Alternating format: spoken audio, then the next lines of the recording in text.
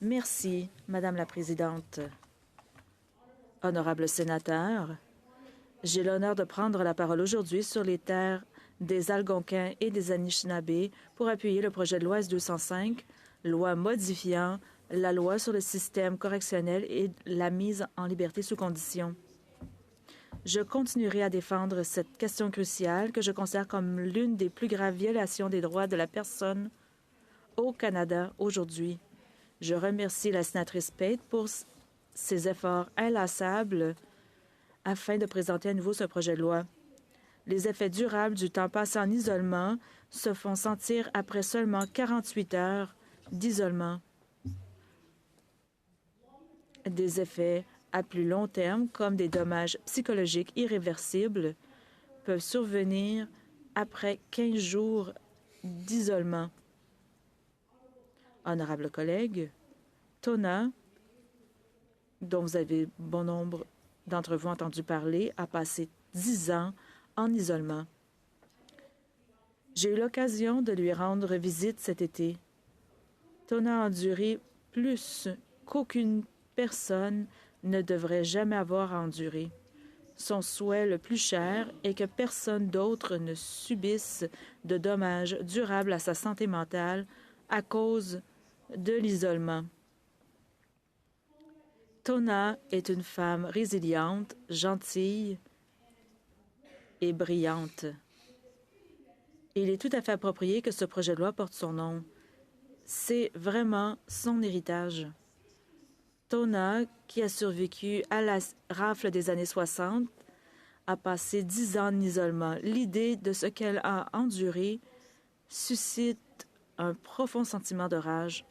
Pourtant, Tona elle-même éprouve une profonde gratitude à l'égard de la sénatrice Pate pour avoir présenté ce projet de loi. Son expérience a fait d'elle un symbole de force et d'espoir.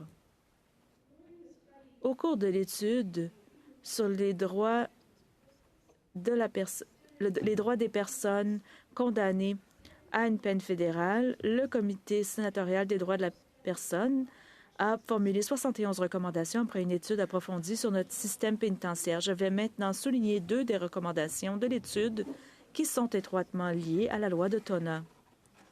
À la page 170 de l'étude que vous pourrez revisiter.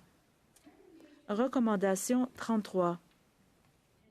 Et je cite, que le Service correctionnel du Canada veille à ce que les unités d'intervention structurées se conforment aux décisions judiciaires les plus récentes et respectent les obligations du Canada en matière de droits de la personne et ses engagements internationaux, notamment en éliminant le recours à l'isolement cellulaire pour toutes les personnes condamnées à une peine fédérale et, deuxièmement, en prenant en compte les différents besoins et expériences de groupes particuliers, notamment les personnes LGBTQI2E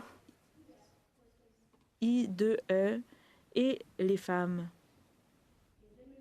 En éliminant le recours à l'isolement cellulaire au-delà de 15 jours, assurer un contact humain significatif et un accès continu au programme, ainsi qu'un accès 24 heures sur 24 aux services de santé et de santé mentale, et en mettant en place un contrôle judiciaire afin d'examiner tous les placements et décisions des unités d'intervention structurées. Ça, c'était la recommandation 33. Maintenant, la recommandation 34.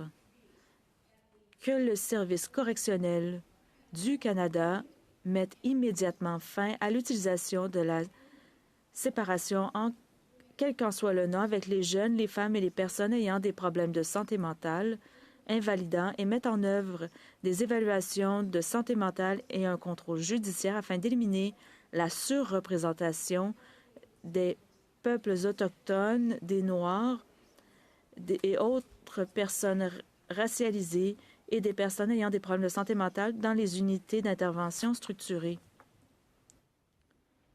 Honorables collègues, je vous rappelle ces recommandations que notre comité a déposées en 2021. Je vous encourage à revoir les conclusions et les recommandations de l'étude pour comprendre la nature critique du projet de loi S-205. Je soutiens pleinement ce projet de loi car je crois que personne ne mérite de subir l'inhumanité du temps passé en isolement, quel que soit le nom qu'on lui donne. Et je crois que nous pouvons légiférer des solutions de rechange significatives. Je demande instamment l'adoption de ce projet de loi. Comme l'a dit Tona lorsque je l'ai rencontrée la semaine dernière, et je la cite, et je veux que vous entendiez ça. Elle a dit « Faisons adopter ce projet de loi pour que je puisse mourir en paix. » Merci.